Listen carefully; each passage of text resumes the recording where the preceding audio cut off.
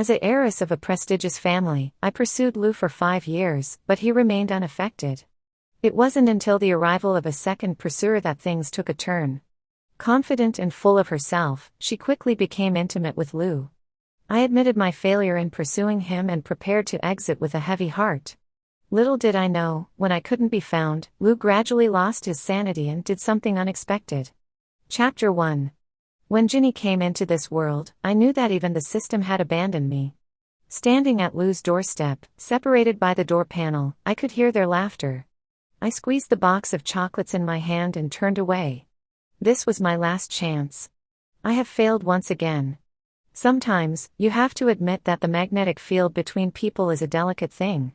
For example, even though Lou was my target, I accidentally fell in love with him for real. No matter how hard I tried, he refused to take a step towards me.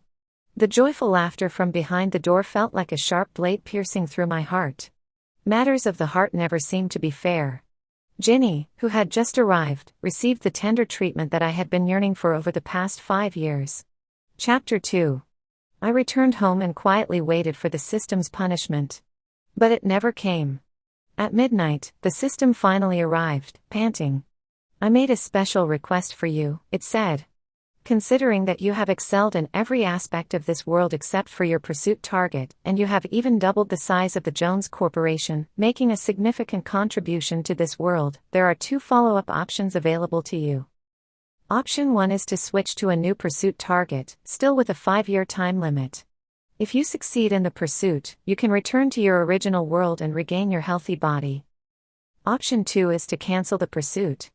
You won't be able to return to your original world, but you can stay here and continue living as Mary." I was stunned. Switch pursuit targets? In my original world, I had never been in love. The only clumsy love and genuine feelings I had were given to Lou in this world. 5 years had exhausted all my fantasies about love. And staying here. In the original world, I was frail and sickly, spending my years confined to a sickbed, with no close relatives or friends. Here, even though I came to this world for the pursuit, I had loved ones, friends, and the Jones Corporation that I had built from scratch. Countless sleepless nights, planning, negotiating, and strategizing with my partners in the company, expanding our territory. I genuinely cared for every person and every aspect of this place. Could I bear to leave it all behind? I wiped away the tears welling up in my eyes. I really couldn't bear it. I choose option 2. "Pursuer, have you really thought it through?" the system asked. "Once you choose option 2, you can never return to your original world." I closed my eyes. "Yes, thank you." The system sighed as well. "We don't need to be so polite. You've done your best in these 5 years, and besides, we've been partners for so long. Although I'm just a system, I also have emotions. I've seen your efforts, and it's Lou's loss for not appreciating you. Today is the last day, and tomorrow I will move on to my next task. I wish you every happiness in this world, in every day of your future." Happiness. Lou's face appeared in my mind again. Yes, even the usually cold system felt a sense of sympathy towards me. It shows just how much Lou truly dislikes me. But it doesn't matter anymore. I won't like him anymore in the future. Chapter 3. The next day, I went to work at the company as usual. I opened my phone to handle work-related matters, and Lou's message was still at the top. The last message was the one I sent to him. "Lou, I've learned how to make your favorite hazelnut chocolate. Can I bring it to you this weekend?" There was no reply to the message. It disappeared into thin air. Just like always. In these long 5 years, except for those few rare nights when he showed some emotions, it felt like I was the only one in this one-sided play. The first time was when both of us got drunk at a business gathering. On the way back, I grabbed his sleeve and refused to let go, even spilling on his designer shirt. He surprisingly didn't give me a cold look. Despite being quite drunk himself, he calmly dealt with the stains on both of us, took me home, brushed my teeth and washed my face, and threw me into the bathtub. In my hazy state, I clung to him like a koala. My mind couldn't distinguish whether it was the influence of alcohol or my desire to complete the mission, but all the past grievances rushed to my heart. Amidst tears, I impulsively pulled him into the bathtub as well. When the warmth of his lips touched mine, I thought I was dreaming. His kiss was fierce and impatient, our lips interlocked. That night was passionate and dreamlike. But when I woke up the next day, there was no one beside me. I only saw the Smith family's housekeeper serving breakfast diligently, asking me what I wanted to eat. Another night was when I failed in business.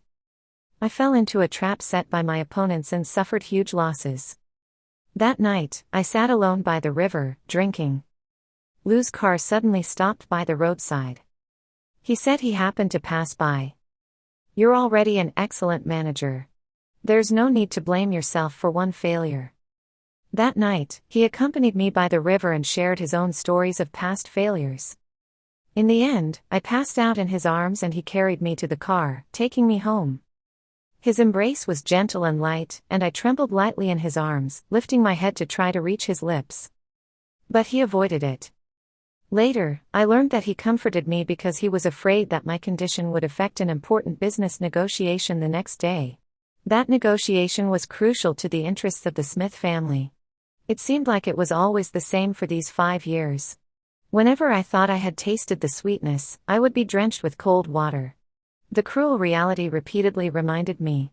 Lou doesn't like me, not even a bit. All the past moments were just illusions. Chapter 4. I raised my hand and removed the pinned message. At noon, my assistant Zoe came in and asked me, "President Jones, you haven't given me the lunch for President Smith today." I was taken aback. I didn't make it, no need to deliver it. The Jones and Smith offices were located in the Twin Towers building, close to each other. Knowing that Lou had a sensitive stomach, I volunteered to take on the responsibility of preparing his lunch. No matter how busy or tired I was the night before, I would always make him a good lunch and have my assistant deliver it. "No need to deliver it anymore," I said. "There would be someone else to prepare it for him." Zoe looked puzzled, but still nodded and left.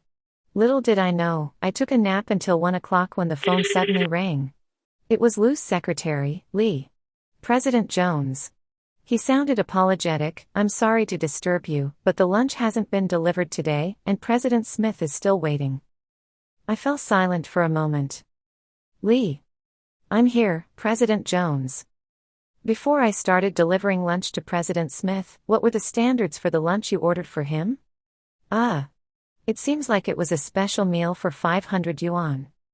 "Then continue ordering it." "And," I said in a low voice, "let President Smith know that I won't be delivering lunch anymore." Chapter 5.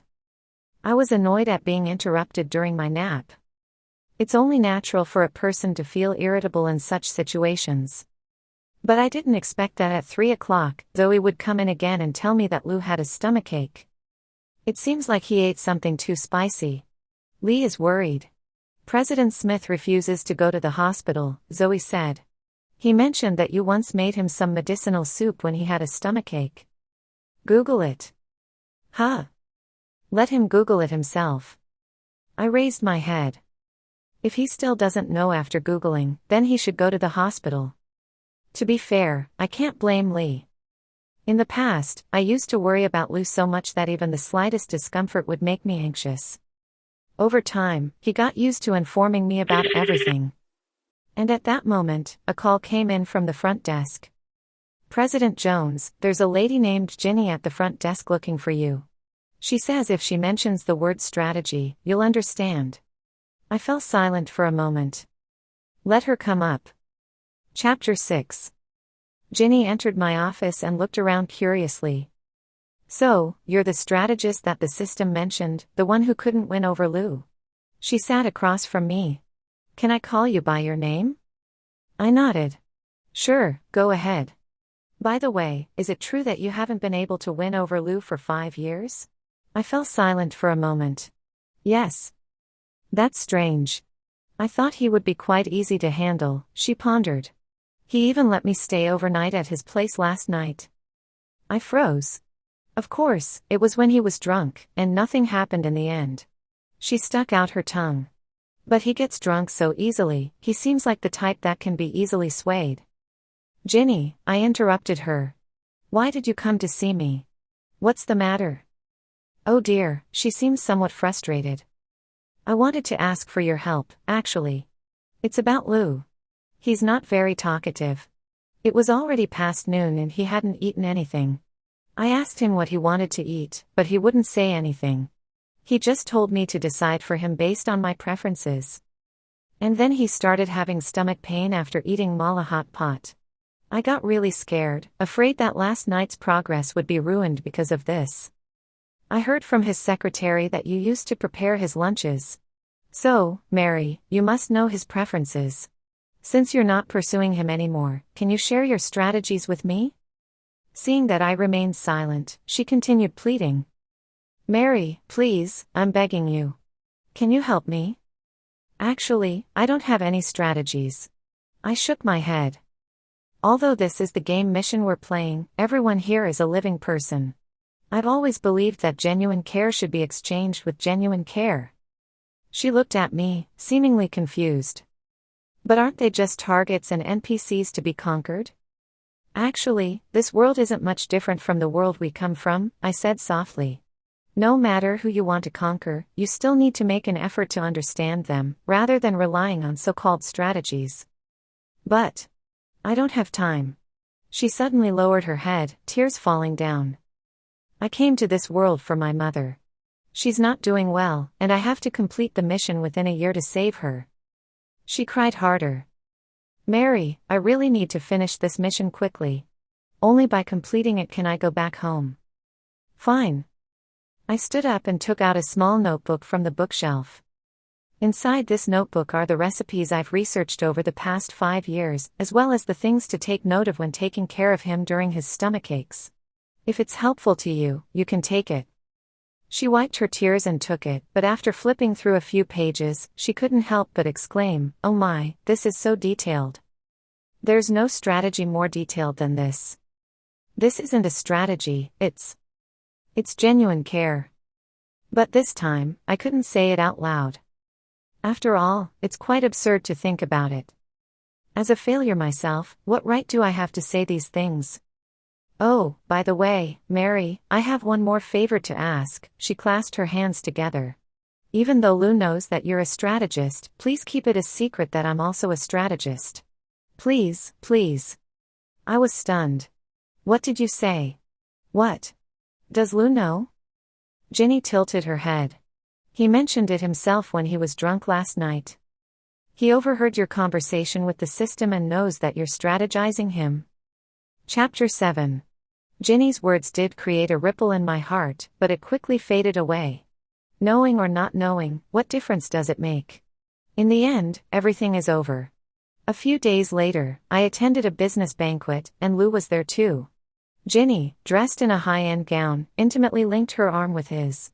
I glanced at them briefly before turning around to continue smiling and chatting with others. Socializing can be quite exhausting, but sometimes it's necessary. While I was talking with a business partner, he suddenly waved behind me. President Smith, over here.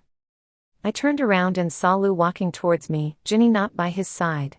I was just thinking, I saw President Jones earlier, but didn't see you, the lively business partner said.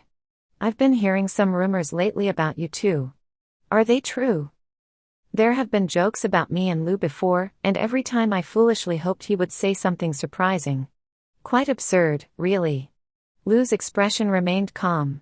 Though he didn't have his usual scowl, he didn't say a word either. Just rumors, not to be believed, I replied with a composed smile. Besides, President Smith brought a beautiful companion today, didn't you see? Oh, really? He glanced playfully between the two of us. I guess I didn't notice. After a few more casual exchanges, I found an excuse to leave and went up to the second-floor balcony. There is a rocking chair here, and whenever I feel tired, I like to sit here and rest. Behind the chair, there's a door that leads to a lounge on the second floor. This door doesn't soundproof, so as soon as I sat down, the familiar voice from inside became clear. System, Mary is really foolish, didn't you interview the candidates before selecting them? Ha ha ha, it can't be just about looks, right? I just shed a few tears in front of her, and she actually believed it. Is it because my acting is too good or because she's too naive? So silly, all beauty but no substance, just an embroidered pillow. No wonder she couldn't win over Lou for 5 years. Unbelievable. To be honest, she's a failure in this world, now nothing more than an NPC in my game, and she even tries to teach me to treat everyone sincerely. Ha ha ha, so funny. So noisy, I said. It suddenly became quiet inside. There was a rustling sound, and the door opened. Ginny stood in front of me, her face pale. Mary. I'll give you some advice, I said calmly. This door doesn't soundproof, and you disturbed my rest. Her expression changed multiple times, finally settling on a look of grievance. I didn't mean to say those things. It doesn't matter. She seemed anxious. Will you tell Lou about me being a candidate just because you're upset? I shook my head. No, I have no interest in getting involved in your affairs. You can rest assured. Just, from now on, please don't appear in front of me and don't come to ask me for any strategies because I don't like you. She bit her lip, still wearing a look of grievance, then turned around and hurried away in her high heels. She's probably going to find Lou. Chapter 8. The balcony finally regained its tranquility. I closed my eyes to rest for a while, and when I opened them, I saw Lou standing in front of me. I didn't know when he arrived. I didn't know how long he had been watching me. You always hide here when you're tired, he said.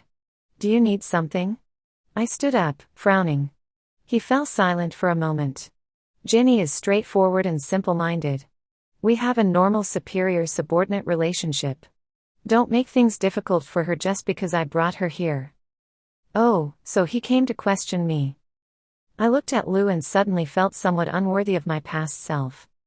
President Smith, you're overthinking, I smiled. Am I causing trouble for your secretary?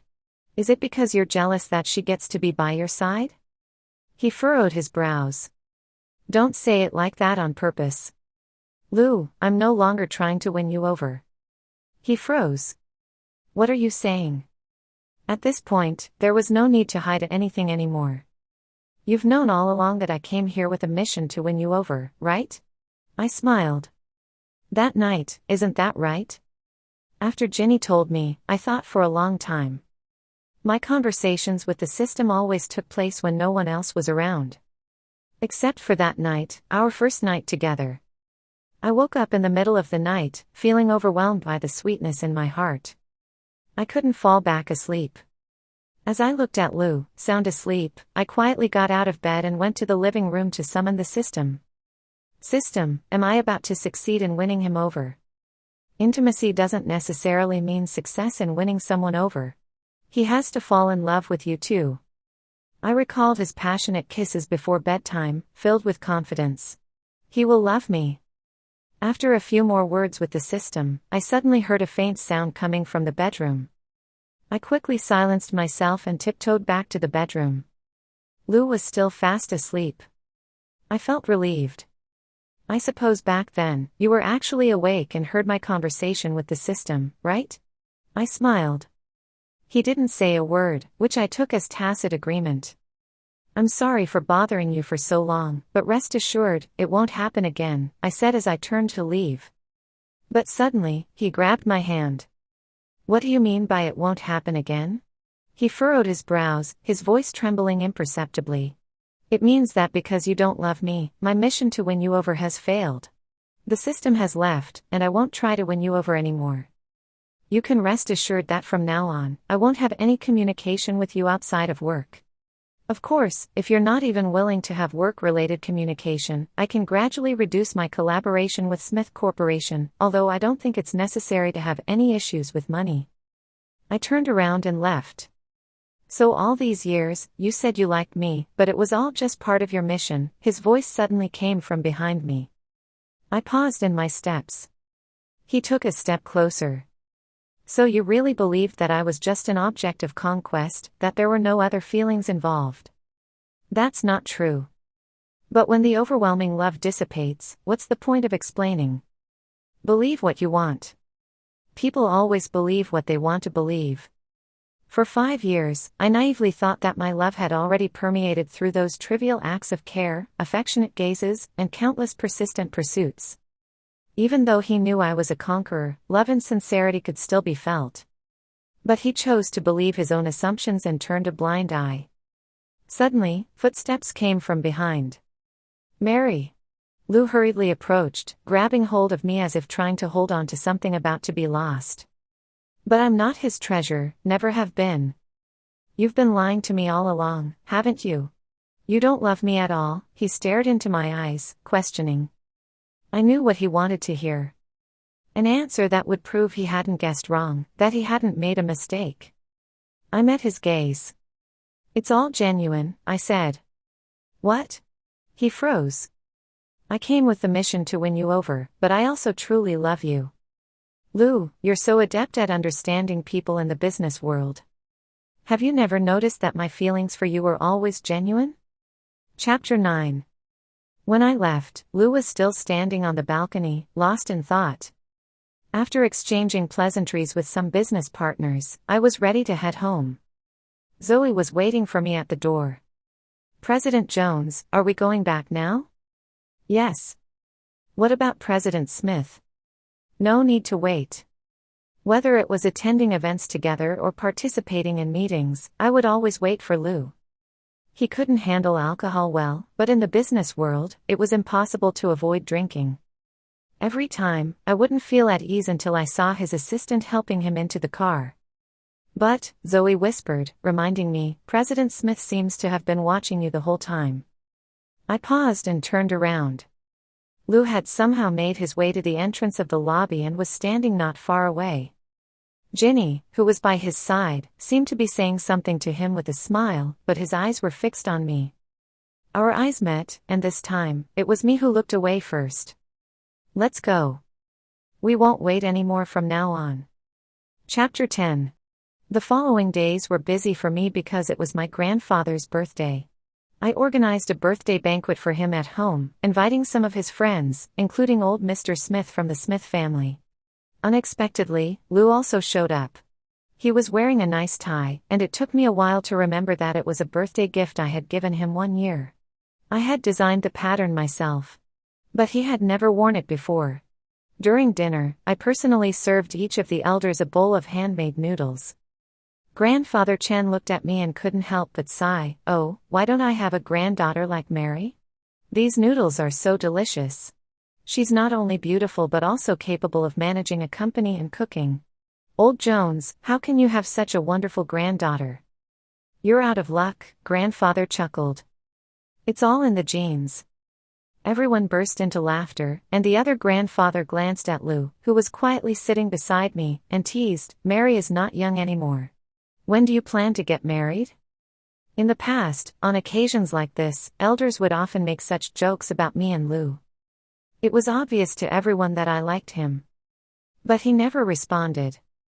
I stood up, smiling, and poured a drink for this grandfather. "I'm still single.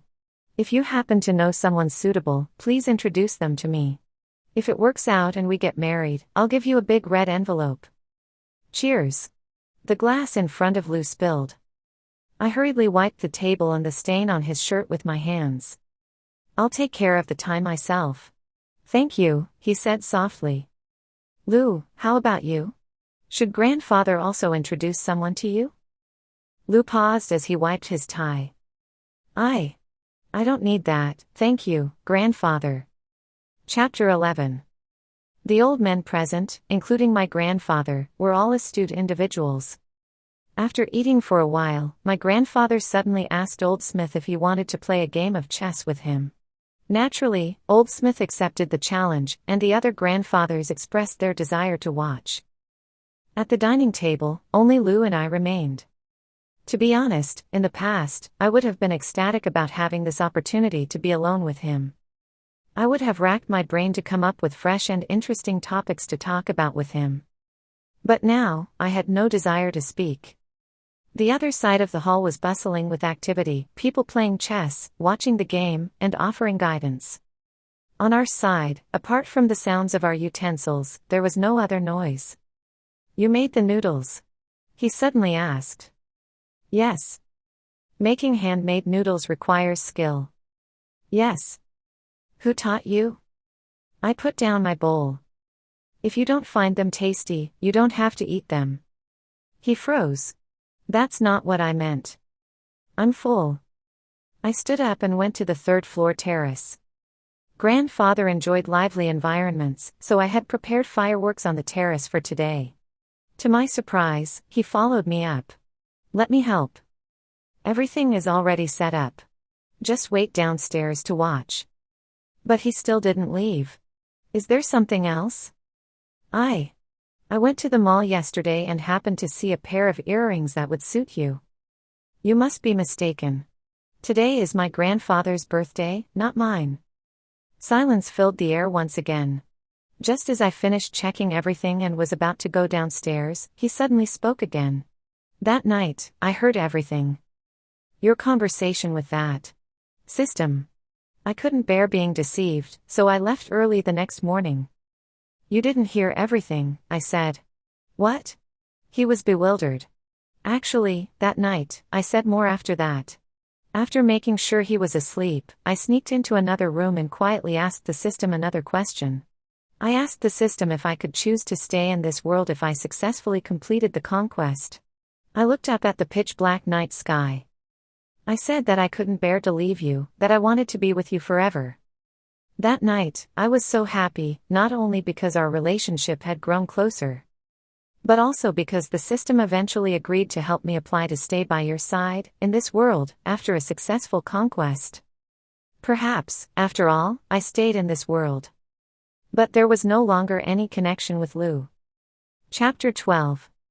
After saying that, I turned and went downstairs. Lou hesitated for a moment before following me. Mary.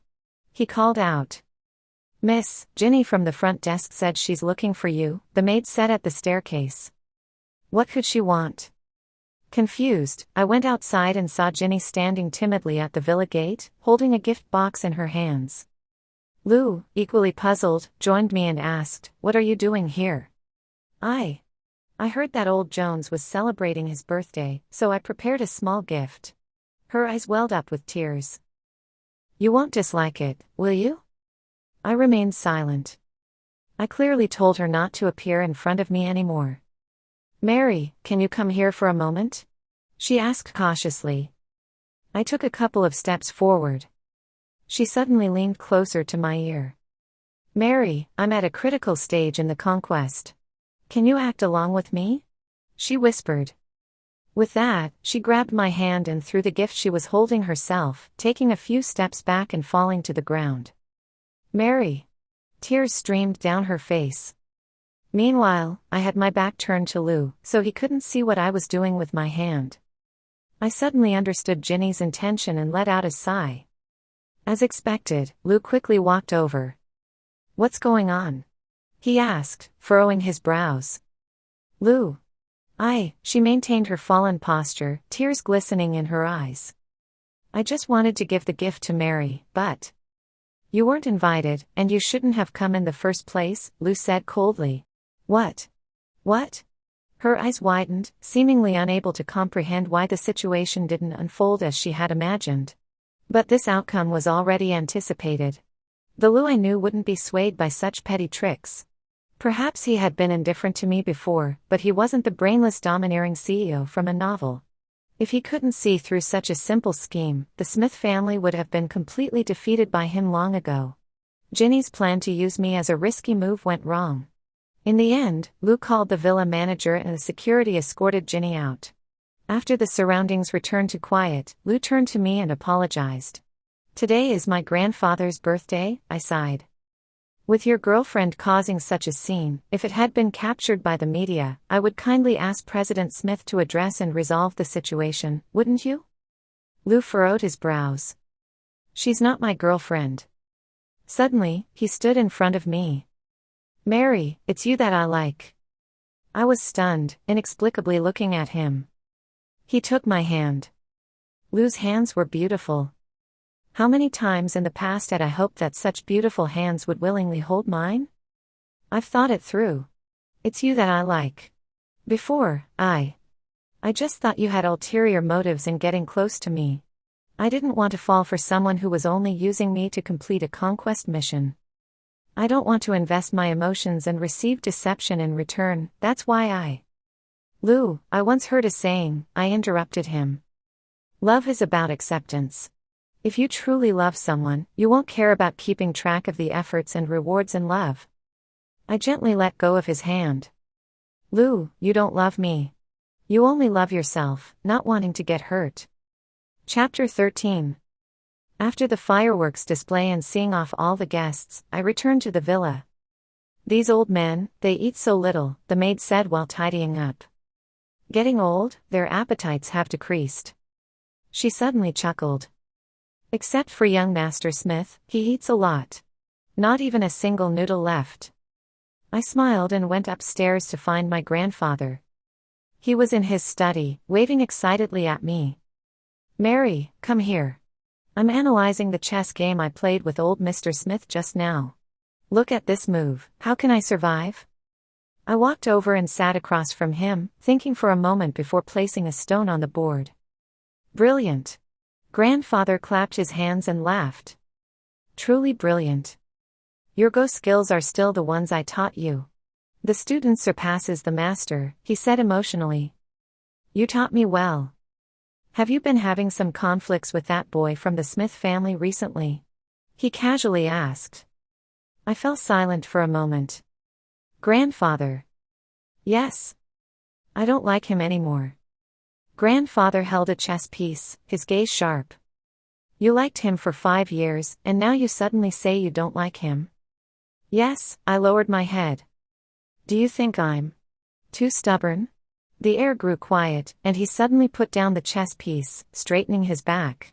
Granddaughter, in this world, what kind of person has the right to be stubborn? I looked up, puzzled. At the age of 20-something, she took over a conglomerate, and within a few years, she doubled its size, achieving accomplishments that her grandfather couldn't achieve in half a lifetime. Do you think someone like that has the right to be stubborn? Grandfather. I stared at him in disbelief. He smiled, leaned forward, and patted my head. You, my dear, are not stubborn enough. If you could be more stubborn, I would be overjoyed. Tears finally welled up in my eyes, and I approached him, hugging his neck like a child. Thank you, grandfather. Silly girl, he sighed. In this world, besides love, there are so many good things. Chapter 14. After my grandfather's birthday, I immersed myself in busy work once again. On this day, I was working in my office when the door suddenly opened. Driver Max, accompanied by 10 handsome men standing at 185 centimeters tall, walked in. Miss, this is the gift your grandfather sent you. I took the box inexplicably and opened it. Inside was a note with my grandfather's handwriting. Granddaughter, enjoy to the fullest. You deserve it. I almost spit out my tea. Looking at the 10 handsome men in front of me, I pinched my brow. Well, how about this? You can go to the office area outside and help deliver desserts to the company employees. Max leaned in and said, it was a specific instruction from the old master. You must keep at least one. I didn't know what to say. Fine. So, I randomly pointed at one person and had him stay in the office. Behind my office was a small private gym, and I couldn't stand having the handsome men staring at me in the office, so I took them to the gym. Just choose the workout you like. While I happily ran on the treadmill, the handsome man next to me suddenly stopped. He seemed nervous. President Jones, there seems to be a weirdo in the building across. Huh? The handsome man walked over and pointed, look, that person over there has been staring at us for a while. I glanced over. Lou was standing in the office of the building across, holding a teacup, his gaze fixed on this direction. The handsome man trembled. President Jones, could he be a peeping Tom? Maybe, I said calmly, let's close the blinds. Okay. The handsome man happily went to pull the blinds but accidentally tripped and bumped into me. Seeing that I wasn't steady, he quickly turned around to support me. This position might have looked a bit like we were about to kiss from the opposite side. And with a whoosh, the blinds were closed. Chapter 15. At the end of the workday, the 10 handsome men bid me farewell one by one.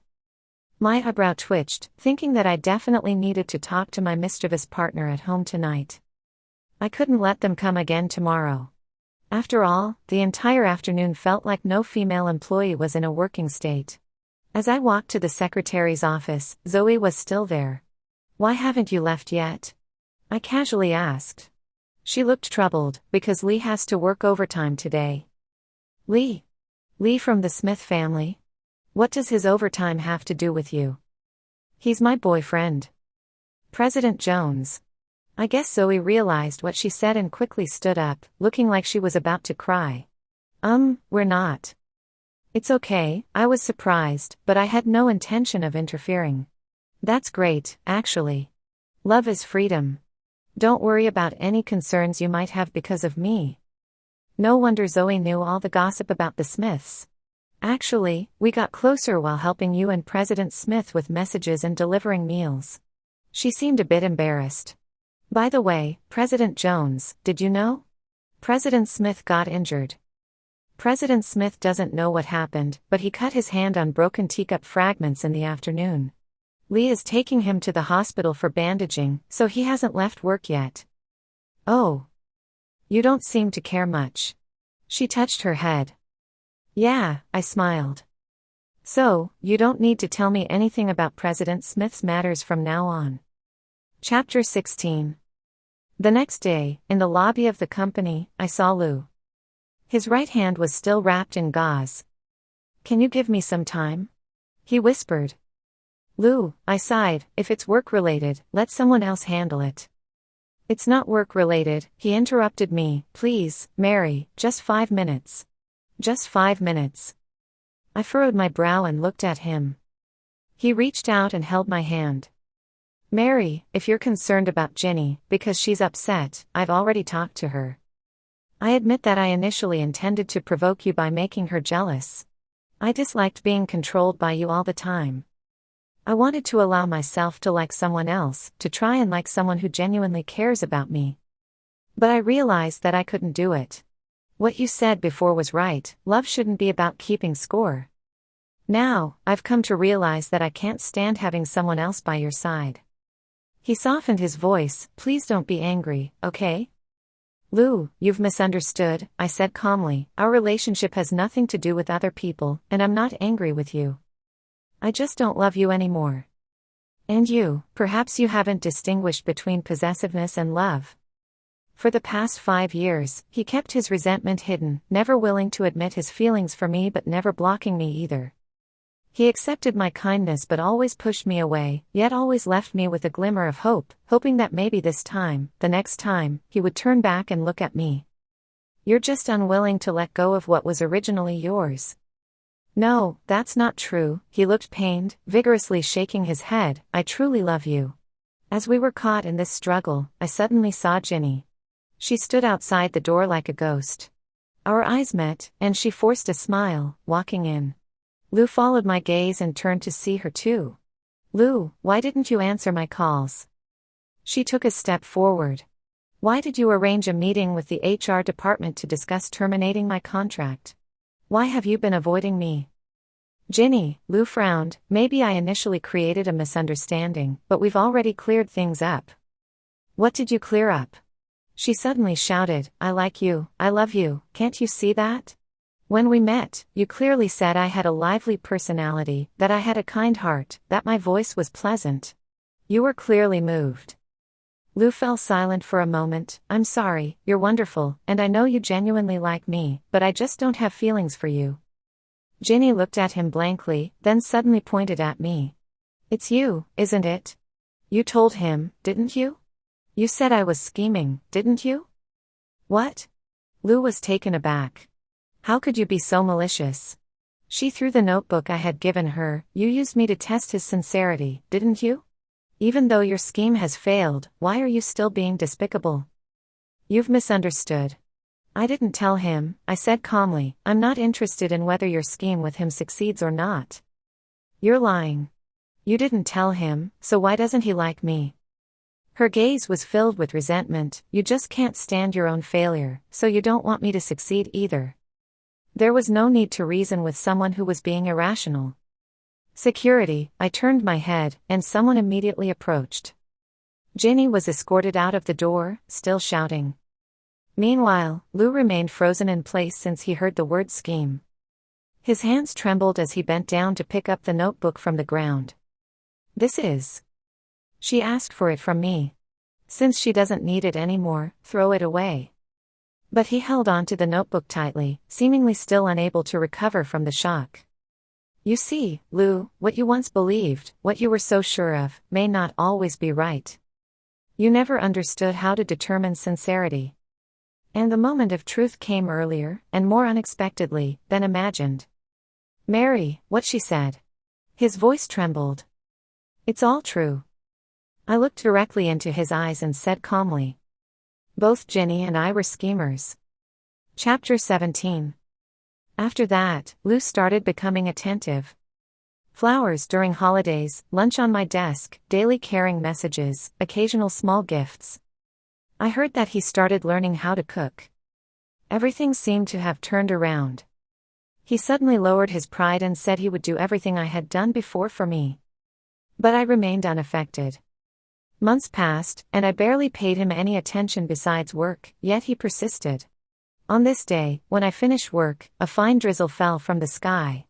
As I walked out of the company building, I noticed him standing at the entrance as usual, waiting for me. This time, I didn't ignore him. Instead, I walked up to him. Let's take a walk together. His eyes lit up. Sure. The two of us didn't use an umbrella as we walked around the street corner. Do you remember where we first met? He froze. It was at that cafe on the street corner. That day, I was so excited because turning 22 in this world meant I would finally find out who my target was. And then I saw you. Love at first sight, a moment that would last forever. Later, the system told me that you were my target. You have no idea how happy I was in that moment. To have the person I instantly liked turn out to be my target, where else in the world could I find something luckier than that? Mary. He hesitantly reached out his hand. I moved away, smiling at him. Lou, this has always been a secret that I've kept in my heart, a secret belonging to my fluttering heart. When I first started targeting you, before going to sleep at night, I often wondered how I would tell you about this secret on our wedding night. I would gently kiss you, playfully tease you, and wait for you to ask me before whispering it into your ear. Husband, I actually have a system that made me target you, but do you know? Even before the system told me to target you, I had already fallen for you. But I never expected that the night I had imagined. I waited for 5 years and it never came. Mary, he grabbed my hand, his eyes welling up. I'll never make you wait again, You've misunderstood me. I shook my head, interrupting him. The reason I can calmly talk about these things now is because I've truly let go. That passion that filled me for those 5 years, the love I had for you, it's long gone. Lou, let's end it where it all began. Chapter 18. Lou froze. After a moment, he shook his head. Mary, I won't let go. I love you. I know I realized my love for you too late, but it's never too late to make amends. Mary, I will be even better to you. From now on, I'll be by your side, wherever you want to go, whatever you want to do, I'll be there with you. It's too late. It's not too late. He tightly held my hand. Isn't now the best time? You no longer have the pressure of the game, and I have found clarity in my own heart. Give me a chance, let's be good from now on, okay? At that moment, a cold laugh suddenly came from nearby. You two can be good, but what about me? I turned around, and to my surprise, it was Ginny, whom I hadn't seen in a long time. Lou, I've done so much for you these past few months. Why did you turn a blind eye? How could you be so heartless, so cruel? Do you know what I'll face if my game fails? Why don't you like me? How can you not like me? Mary. Suddenly, the voice of the system echoed in my mind. The system. I froze. You're back? Be careful of the rival across from you. Headquarters warns that her mental state has reached a critical level, and she could be dangerous. Before I could respond, Ginny had already taken out a knife, her face pale, and a terrifying smile on her face. Why is it that Mary can fail her game and walk away unscathed? Why am I the one who has to be erased? System. Where are you? Come out, she shouted, holding the knife. Mary cheated. Why is she allowed to live? She failed just like me. The system on the opposite side seemed to say something. I don't want to. I don't want to. She screamed hysterically, suddenly charging towards me with the knife. Watch out. Lou immediately stood in front of me, but I pushed him aside, turned around, disarmed Ginny, and restrained her on the ground with a palm strike. What? She looked back in disbelief, her eyes unfocused. How is this possible? My grandfather was afraid of me getting kidnapped, so he had me learn self-defense since I was young. Dealing with you was a bit too easy. Lou also looked surprised, staring at me in a daze. I let go of Ginny, and she sat on the ground. I've told you before, the people in this world are not NPCs in your game. No matter who you want to conquer, you must first understand the other person. And you didn't understand me, yet you dared to draw a knife against me? It's impossible, it's impossible. She muttered to herself, then suddenly started crying. Please, system, give me another chance. I can do it, please, don't. Is it time? Isn't there still time? I'll make him fall in love with me, he'll love me right away. I almost killed Mary just now. If I killed her, Lou would love me. If all else fails, I'll just drug him. I can do it. Please. In the distance, the clock tower chimed, signaling noon. Her voice abruptly stopped. Ginny, erased. Chapter 19. The doctor and the police arrived quickly. Ginny's cause of death was diagnosed as sudden cardiac arrest. Her chosen path in the game was different from mine.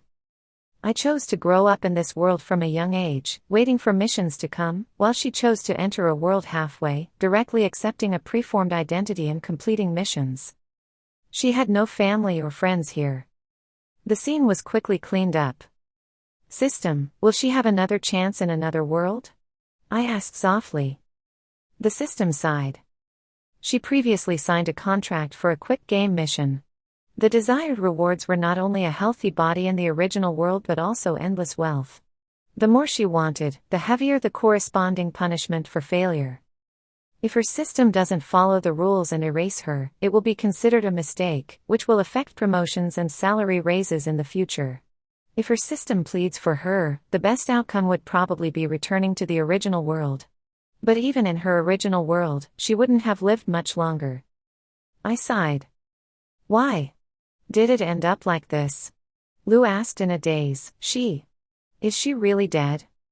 The game rules state that if you fail to complete the conquest mission, you will be erased, I replied. But you're fine. That's because my system made a special request for me. If it weren't for it, I would have died on the day you met Ginny. This was always a cruel game. A game where lives were gambled. We, the people struggling to survive in the original world, came here with our own goals, and naturally, we had to abide by and accept the game rules. But I was lucky to have glimpsed a trace of tenderness in this cold game. How could this happen? Lou murmured, how could this happen? How is it possible for her to really die? I don't know. He raised his hand, trembling slightly. Mary, I really don't know. You don't know, I turned my head, avoiding his hand. But over the past 5 years, you had countless opportunities to ask me, and I had countless times when I wanted to confide in you, but every time you coldly pushed me away. How many times did he look away when I turned back? How many times did he turn away when I tried to embrace him? The fear of death when unable to complete a mission and the pain and emptiness of not receiving love from within. How I wished he could just hold me, even without comforting words. Just listening to me speak would have been enough. But he never gave me a chance to speak. Enough is enough. He approached, grabbing my hand, his voice trembling. Mary, it's my fault. I was arrogant, trying to test your sincerity. I was a jerk, not cherishing your love. I was insecure and proud, unwilling to believe that you truly liked me, yet unwilling to let go of my ego and actively pursue you. You gave me your most precious love, even almost sacrificing your life. Mary, his eyes turned red, his tone pleading, give me another chance, please? I shook my head. It's already over. No, it's not over. The conquest mission may be over, but your heart still loves me, doesn't it? He stubbornly held onto my hand, clasping our fingers tightly. You haven't left this world, isn't that fate? I love you, this time I'll chase after you, we can start over. I shook my head. In this world, not all broken mirrors can be mended. After all these days, haven't you understood? I took a step back gently. I indeed haven't left this world. But I want to leave you. Since that night, from the moment I lay in bed waiting to die, I stopped loving you. In this world, besides love, there are many people and things worth loving. Family, friends, career, oneself. I love you, his eyes filled with tears. Mary, I truly love you. One by one, I separated Lou's hand from mine. Lou, your love came too late. Chapter 20.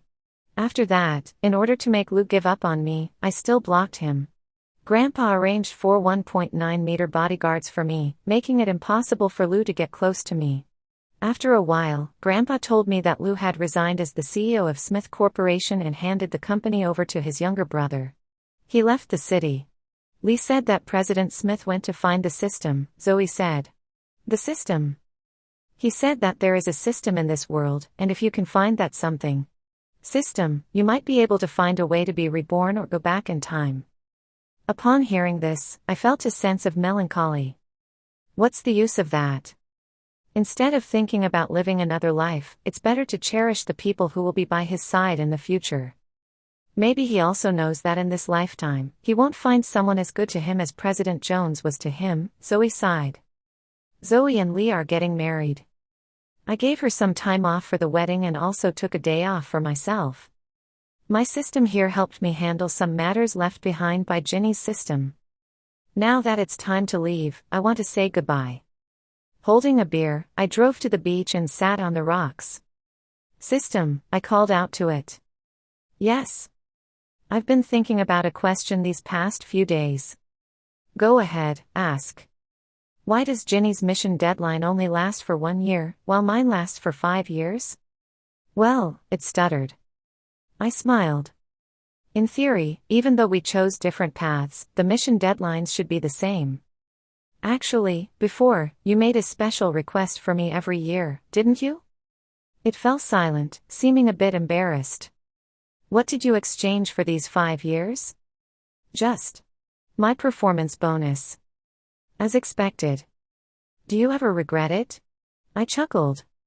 After all, spending 5 years with someone as foolish as me must have had a significant impact on your career, right? No response. System. Mary. Its voice sounded unusually serious. I have never regretted it because I have always believed that people who live with sincerity should be treated kindly by the world. I was stunned. The sunset fell on the horizon, and seagulls flew in flocks. Somehow, the corners of my eyes felt a bit sore. Thank you. You truly are a gentle system. It smiled. Oh, no. Performance or anything like that doesn't matter. What's important is finding joy in your work. I'm happy to have worked alongside you. And Mary, you are not foolish at all. People who give their wholehearted effort should never be trampled upon or mocked. I sniffled. Can I occasionally see you and chat with you in the future? I'm afraid not. Its voice carried a hint of melancholy. There won't be any more players in this world after this, so after this, we probably won't meet again. I see. System, it's been 5 years, and I realize I never asked. Do you have a name? We don't have names, only codes. My code is actually quite auspicious. It's Illy, it sighed. Unfortunately, it didn't bring you any good fortune in love. I shook my head. What I gained here far surpasses the significance of love. Thank you, Ellie, I whispered, raising my cup towards the distance. The system paused for a moment, then smiled. I really like the name Ellie. Goodbye. Goodbye. The evening breeze blew, and I knew Ellie had departed. Turning back, on the other side of the coast, there was a sea of roses blooming. Every flower swayed gracefully. I stood up and walked towards the sea of flowers. In the end, I stayed in this world without any more players, a world full of unknown wonders. I believe that people who live diligently won't have such bad luck. I believe that I will live my days in a brilliant and colorful way. I also believe that one day, not too far in the future, I will be moved again and fall in love with someone deserving. I will boldly and firmly step onto the flower path that leads to the future.